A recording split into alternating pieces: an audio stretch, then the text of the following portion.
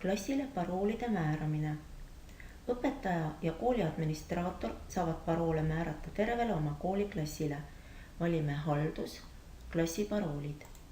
Avaneb vorm, kuhu sisestame klassi ja soovi korral ka paralleeli.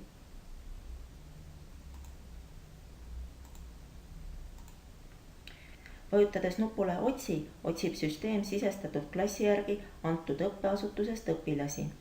Leitud õpilased kuvatakse tabelina ja muu hulgas on näha iga õpilase kohta, kas talle on parool juba omistatud ja kui on, siis millal seda viimati tehti. Kui valime lehe allservas vali kõik,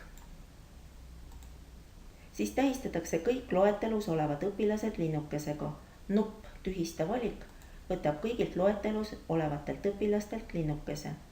Teeme lehel oma valiku ja vajutame nupule genereeri paroolid. Süsteem loob paroolid linnukesega märgitud õpilastele. Kui mõnel õpilasel oli juba varem parool olemas, siis see kaotab kehtivuse ja kehtima hakkab uus parool. Genereeritud paroolid kuvatakse brauseri uues aknas, et neid oleks soovi korral mugav välja trükkida.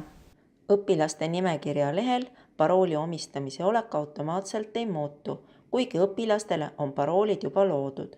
Õige oleku nägemiseks tuleb lehte värskendada.